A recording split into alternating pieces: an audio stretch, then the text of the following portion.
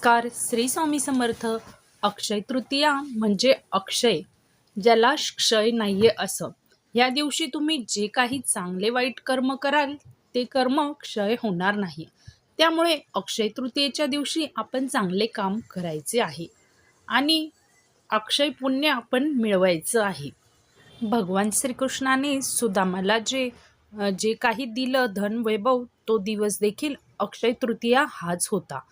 सुदामा आपल्या घरातूनच पोहे घेऊन गेलेला आणि तो पत्नीच्या आग्रहाखातर भगवान श्रीकृष्णाला भेटायला गेलेला. त्याच्या मनामध्ये कोणतीही लालसा नव्हती. तो निस्सीम भक्ती, निस्वार्थ भक्तीने आणि श्रद्धेने श्रीकृष्णाला भेटायला गेला होता. तर आपणही अशाच प्रकारे अक्षय तृतीयेच्या दिवशी भगवानची म्हणजे श्रीकृष्णाची, देवाची, विष्णूची आपण निस्सीम सेवा भक्ती करायची आहे, नामस्मरण करायचं आहे. अक्षय तृतीयेचे आणखी एक महत्त्व म्हणजे लक्ष्मी माता. याच दिवशी लक्ष्मी मातेला भगवान श्रीकृष्णाने आपल्या हृदयामध्ये स्थान दिले होते. लक्ष्मी मातेने भगवान विष्णूंच्या हृदयात स्थान मिळवण्यासाठी अनंत तपस्या केली होती आणि त्याचेच फळ लक्ष्मी मातेला अक्षय तृतीये दिवशी मिळाले. त्यामुळे आपण देखील अक्षय तृतीयेच्या दिवशी भगवानची तपस्या करायची आहे. भगवानाला मनवण्यासाठी आपण नामस्मरण, सेवा, तपस्या करायची आहे. त्यामुळे आपल्यावर देखील भगवंत प्रसन्न होणार. याच दिवशी भगीरथाने आपले पूर्वजन्माचे पाप नष्ट करण्यासाठी तपस्या करून गंगा मातेला पृथ्वीवर अवतरित केले होते. त्यामुळे आपण देखील पूर्ण श्रद्धा भक्तीने आपल्याजवळ जे काही वस्तू आहे ते श्रद्धेने भगवानला अर्पण करायचे आहे. परमेश्वराला पूर्ण श्रद्धेने अर्पण करायचे आहे.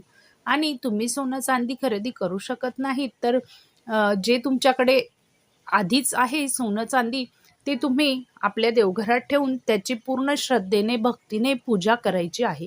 ते देखील आपण परमेश्वराला समर्पित करायचे आहे. म्हणजे आपली परमेश्वराप्रती भक्ती आपण दाखवायची आहे. आणि तुमच्याजवळ जे काही असेल तुमच्या क्षमतेनुसार तुम्ही दान देखील या दिवशी करायचे आहे. अक्षय तृतीयेच्या दिवशीच एका गरीब ब्राह्मणीच्या घरी सोन्याची बरसात झालेली. म्हणजे आद्य शंकराचार्य भिक्षा मागण्यासाठी एका गरीब ब्राह्मणाच्या घरी गेले. गरीब ब्राह्मणीकडे दान देण्यासाठी काहीही नव्हते. तिने घरात शोधलं तर एक आवळा तिला दिसला, जो अतिशय खराब झालेला होता. परंतु तिला काहीतरी दान देण्याची इच्छा होती. तिने तोच आवळा शंकराचार्यांना दिला, भिक्षा म्हणून दिला. तर शंकराचार्यांना त्या गरीब ब्राह्मणीची दया आली आणि त्यांनी माता लक्ष्मीला प्रार्थना केली. माता लक्ष्मीसाठी स्तोत्र म्हटले, तेच कनकधारा स्तोत्र. माता लक्ष्मी प्रसन्न होऊन त्या घरावर म्हणजे गरीब ब्राह्मणीच्या घरावर सोन्याच्या आवळ्यांची पाऊस पाडला माता लक्ष्मीने. तर तो दिवस देखील होता अक्षय तृतीयेचा. म्हणून अक्षय तृतीयेचा हा दिवस, याला खूप महत्त्व आहे. तर या दिवशी आपण असा कुठला उपाय करायचा आहे की ज्यामुळे आपली देखील गरिबी दूर होईल आणि माता लक्ष्मीचा आपल्याला आशीर्वाद मिळेल, ते आपण थोड्याच वेळात जाणून घेऊ. अक्षय तृतीये दिवशी आपल्याला दुपारी 12 ते 1च्या दरम्यान आपल्या घरामधीलच थोडे मीठ घ्यायचे आहे. एखाद्या वाटीत किंवा नवीन मातीच्या भांड्यात किंवा एखाद्या तुमच्याजवळ नवीन भांडं असेल, वाटी असेल, त्यामध्ये थोडे मीठ घ्यायचे आहे. दुसऱ्या वाटीमध्ये आपल्याला थोडी हळद घ्यायची आहे आणि तिसऱ्या वाटीमध्ये घरामध्ये आपल्या जे काही सोनं चांदी आहे ते ठेवून घ्यायचं आहे.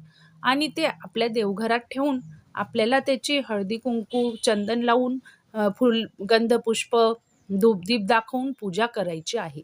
आणि देवाला म्हणजे भगवान विष्णूंना आणि माता लक्ष्मीला प्रार्थना करायची आहे की माझ्या घरामध्ये जे काही धनधान्य, सोनं नाणं, संपत्ती जी काही आहे ती हजारो पटीने वाढत जावो, अनंत पटीने ती वाढत राहो, असं अक्षय तृतीयेच्या दिवशी आपल्याला करायचं आहे. या दिवशी दानाला देखील खूप महत्त्व आहे. सूर्यदेवाने पांडवांना अक्षय पात्र हे अक्षय तृतीयेच्या दिवशीच दिले होते. त्यामधून अक्षय असे अन्न निघत असते, ज्यामुळे पांडव इतरांची देखील भूक शमवण्यासाठी त्याचा वापर करत असे. त्यामुळे दान ह्यामधून निघालेले अन्न ते दान देखील करू शकत होते. आणि ह्या दिवशी दिलेले दान हे अक्षय असते, त्याचे अनंत पटीने फळ आपल्याला मिळत असते.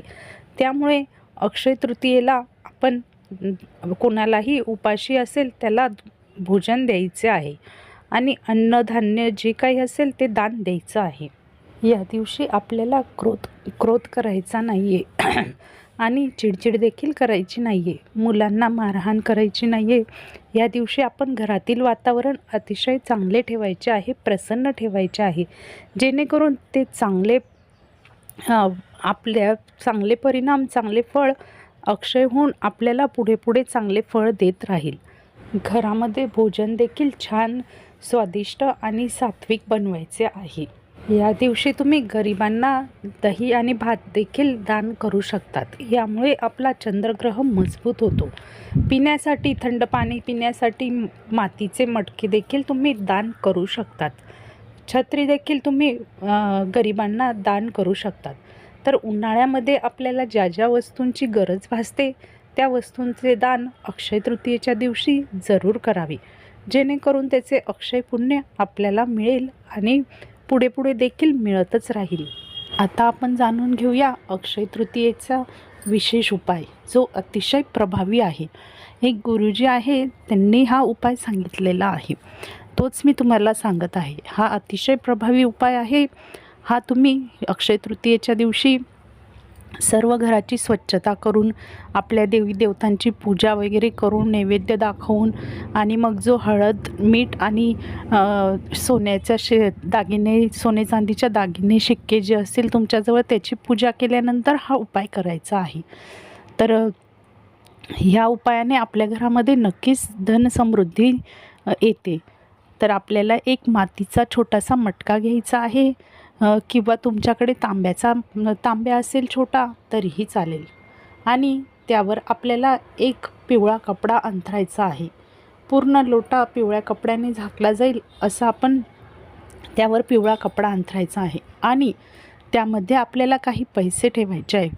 काही म्हणजे तुमची जर इच्छा असेल तर तुम्ही 11,000, 21,000, 51,000 जेवढी तुमची इच्छा असेल तेवढे त्यात ठेवू शकतात. किंवा तुम्ही 1,100 रुपये देखील ठेवू शकतात. 5,000 रुपये देखील तुम्ही त्या कलशामध्ये ठेवू शकतात. आणि त्या कलशामध्ये हे पैसे ठेवल्यानंतर याची पूजा करायची आहे. आणि पूजा वगैरे सर्व झाल्यानंतर तो कलश अक्षय तृतीयेच्या दिवशीच आपल्याला आपल्या तिजोरीत ठेवायचा आहे. आणि ते तिजोरीमध्ये हा मटका ठेवल्यानंतर त्यातले पैसे आपल्याला काढायचे नाही आहेत, तसेच आपल्याला तिजोरीत राहू द्यायचे आहेत. त्यामुळे तुमच्या क्षमतेनुसार त्या कलशामध्ये पैसे ठेवायचे आहे. जर तुम्हाला 1,100 ठेवायचे असतील तर 1,100 ठेवा, 5,000 ठेवायचे असतील तर 5,000 ठेवा. तुमच्या इच्छेने तिथे पैसे ठेवा. हे पैसे आपल्याकडेच राहणार आहेत, त्यामुळे तुम्ही हे पैसे कितीही ठेवू शकतात. पण नंतर हे पैसे खर्च करायचे नाही आहेत, त्या कलशामध्येच राहू द्यायचे आहे.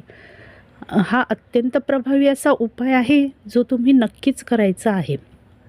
तर हा गुप्त उपाय आहे आणि अत्यंत प्रभावशाली आहे. तर अशा प्रकारे तुम्ही अक्षय तृतीया साजरी करू शकतात. आणि